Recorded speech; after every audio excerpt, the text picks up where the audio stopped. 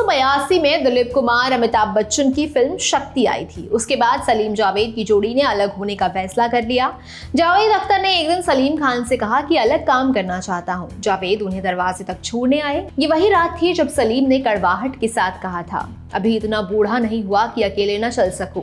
खैर, इन दोनों राइटर्स की जोड़ी भले ही अलग अलग काम करने लगी, लेकिन इन्होंने साथ मिलकर जो रचा वो कहीं गायब नहीं होने वाला था। इनकी रचनाओं में से सबसे पॉपुलर था द एंग्री यंग मैन। 80 के दशक में अमिताभ वो इंटेंस गुस्सैल लड़के नहीं रहे जिसके जिगर में सदा एक आग दहकती थी। इस दशक को अपना नया विजय मिलने वाला था अर्जुन के रूप में। साल 1985 में ये फिल्म रिलीज हुई। लिखा था जावेद अख्तर ने। देखते वक्त आपको अर्जुन में दीवार के दोनों भाई मिलेंगे। पढ़ा लिखा है, नौकरी चाहिए, पढ़ाई के कागज पूरे हैं, बस उनके बीच दबा रेफरेंस का पर्चा नहीं। दूसरी ओर उसे उसके पिता ने निराश किया है। वो पिता जो जरूरत पड़ने पर आगे नहीं आते, सच बोलने की हिम्मत नहीं रख पाते। उन नेताओं ने उसके साथ बुरा किया जिन्होंने कभी राष्ट्र निर्माण के सपने दिखलाए थे। अर्जुन मालवनकर इन दोनों दिशाओं का संगम था। अर्जुन ऐसे समाज और ऐसी व्यवस्था का रूपक था जो सोशलिज्म के मानकों पर खरा नहीं उतर पाया, न ही कैपिटलिज्म को ठीक से अपना सका। अर्जुन को बनाया था राहुल रवेल ने। यही वो फिल्म थी जिसने सनी देओल को एक्शन हीरो बनाया। ऐसा एक्शन हीरो जिसे आंतरिक हिंसा दर्शाने के लिए चीखने चिल्लाने की जरूरत नहीं पड़ती थी। अर्जुन वो फिल्म थी जिसके बाद रीमेक्स की बाढ़ आ गई। आज भी हिंदी फिल्मों में इसकी छाप देखी जा सकती है। फिल्म के छाते वाले सीन पर इम्तियाज अली के अंदर का फैन बॉय फुदक कर बाहर आने लगता है। समय के बढ़ते चक्र ने अर्जुन के साथ इंसाफ ही किया। फिल्म ने अपनी कल्ट किस्म की जगह बना ली। इसके बनने की कहानी भी किसी फिल्म से कम नहीं थी। इसमें दाऊद इब्राहिम था। टॉयलेट पेपर पर लिखी कहानी थी। एक ऐसा गाना था जिसकी वजह से फिल्म बनी। साथ ही था एक गुजराती थिएटर कलाकार जो आज तक हम सबको एंटरटेन करता आ रहा है। अर्जुन के सुने अनसुने किस्सों से थोड़ा और रूबरू होते हैं। राहुल रवेल ने सनी देओल की पहली फिल्म बेताब बनाई थी। उसे भी जावेद अख्तर ने ही लिखा था। प्रोड्यूसर थे करीम मोरानी। करीम बेताब पर हो रहे काम से खुश थे। वो अपनी अगली फिल्म भी इसी टीम के साथ बनाना चाहते थे। राहुल रवेल और जावेद अख्तर को हरी झंडी मिल चुकी थी। उन्होंने एक कहानी पर काम करना शुरू कर दिया। जावेद उस पॉइंट तक फिल्मों के लिए गाने भी लिखने लगे थे। उन्होंने इस कहानी के लिए एक गाना लिखा, ममैया केरो केरो। दरअसल ये एक ब्राजील के पुराने गाने से प्रेरित था। उस गाने का नाम था ममायू केरो। राहुल रवेल को गाना पसंद आया। आर.डी. बर्मन को म्यूजिक बनाने की जिम्मेदारी सौंपी गई। गाना बनकर रेडी हुआ। इसे गाया था शैलेंद्र सिंह ने। सभी गाने पर एक मत थे कि ये फिल्म में खूब जचेगा। जावेद अख्तर उस दौरान एक ड्रामा कहानी रच रहे थे। प्लान था कि लीड रोल में ऋषि कपूर को लिया जाएगा। ऋषि कपूर और राहुल बचपन के दोस्त थे। साथ ही राहुल ने उनके पिता राज कपूर को असिस्ट भी किया था। जावेद अख्तर भले ही इस कहानी पर काम कर रहे थे, लेकिन वो इससे संतुष्ट नहीं थे। राहुल की कल्पना में भी ये कहानी पन्नों से पर्दे तक दमदार तो नहीं ही लग रही थी। दोनों ने इसे डिब्बे में बंद करना सही समझा। दोनों नई कहानी पर काम करना चाहते थे। खर्चा उठाने वाले प्रोड्यूसर तक अपडेट पहुंचा दिया गया। करीम को कोई समस्या नहीं थी, बस उनकी एक शर्त थी, फिल्म कोई भी हो उसमें ममैया केरो केरो गाना रखना ही होगा। राहुल और जावेद अख्तर को इस शर्त पर एतराज नहीं था। बस वो एक ऐसी दुनिया तक पहुंचना चाह रहे थे जिसमें ये गाना फिट हो सके। उन्हें ऐसी कहानी मिली, लेकिन उसके हीरो ऋषि कपूर नहीं हो सकते थे। उन्हें विनम्रतापूर्वक मना कर दिया गया। राहुल रवेल और जावेद अख्तर को पता था कि उन्हें कैसी कहानी नहीं बनानी है। असली स्ट्रगल अब शुरू होने वाला था। वो अपनी कहानी ढूंढने की कोशिश कर रहे थे। राहुल बताते हैं कि उन लोगों ने 6 महीनों तक आइडियाज पर काम किया, लेकिन कोई निष्कर्ष नहीं निकला। एक बार जावेद अख्तर और राहुल रवेल काम करने के लिए लोनावला गए। वहां फरियाज होटल बुक कर लिया गया। वहां पहुंचकर भी कोई जादू नहीं घटा। 1 महीने सिर खपाने के बाद भी कहानी नहीं मिली। जावेद अख्तर की लिखी फिल्म सागर की शूटिंग शुरू होनी थी। उन्होंने सुझाया कि अब इस काम से ब्रेक लिया जाए, शूटिंग पर जाते हैं। लौटकर कहानी खोजने के काम पर नए सिरे से काम शुरू किया जाएगा। राहुल रवेल को भी इस सुझाव से दिक्कत नहीं थी। दोनों ने होटल में घंटों चर्चा में स्वाहा कर दिए, लेकिन उनकी कहानी पहुंची इतवार के अखबार में सिमटकर। एक सुबह राहुल और जावेद अख्तर नाश्ता कर रहे थे। तब जावेद ने उन्हें टाइम्स ऑफ इंडिया में छपे आर्टिकल के बारे में बताया। यह आर्टिकल बॉम्बे में बढ़ रहे यंग क्रिमिनल्स पर था। इसमें दाऊद इब्राहिम और पठान गैंग से जुड़े लोगों के नाम थे।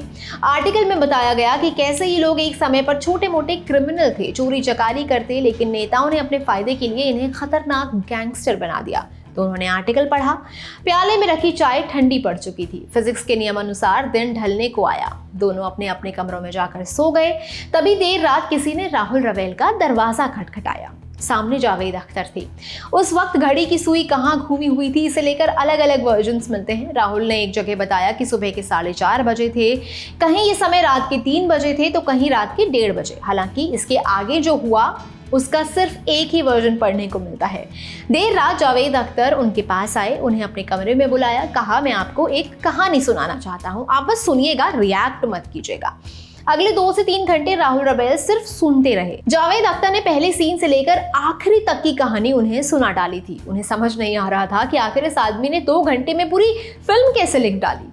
अर्जुन का आइडिया जावेद को सुबह पढ़े आर्टिकल से ही आया था। ऐसा जवान लड़का जिसका नेताओं ने अपने हिसाब से फायदा उठाया। ये कहानी पूरी तरह से उनके दिमाग में जमी बैठी थी, बस लिखने के लिए जगह नहीं थी। ये कागजों के चिथड़ों पर लिखी गई, तो कभी टॉयलेट पेपर पर, तो कभी बाथरूम की दीवारों पर। राहुल बताते हैं कि जावेद अख्तर ने कहानी को हर मुमकिन जगह लिख डाला था। दोनों होटल के सफाई कर्मचारियों का काम बढ़ाने के बाद पुख्ता कहानी लेकर बॉम्बे लौट रहे थे।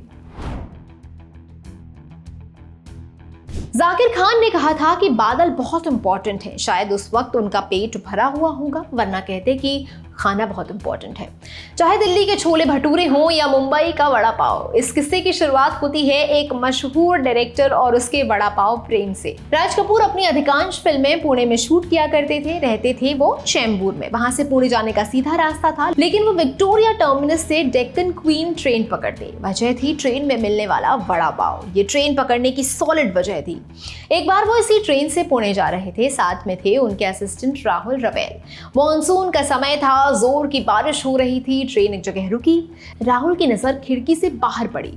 छाते से छाते टकरा रहे थे। इतने सारे छाते थे कि उन्हें पकड़ने वालों के चेहरे तक नहीं दिख रहे थे।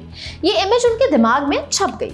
अर्जुन का एक क्रांतिकारी सीन यहीं से निकलने वाला था, लेकिन सिर्फ इसी सीन से नहीं, अर्जुन के छाते वाले आइकॉनिक सीन को बनाने में एक और घटना का हाथ था। राहुल बताते हैं कि वो एक बार अपनी पत्नी के साथ बाहर जा रहे थे, तभी उन्होंने रास्ते में भयावह दृश्य देखा। एक आदमी हाथ में तलवार लिए किसी के पीछे दौड़ा जा रहा था, जैसे उसकी आंखों में खून सवार हो। राहुल ने इन दोनों यादों को अर्जुन के क्लासिक सीन में उतार दिया। अर्जुन के दोस्त मोहन को मारने के लिए गुंडे आते हैं। बरसात का दिन है।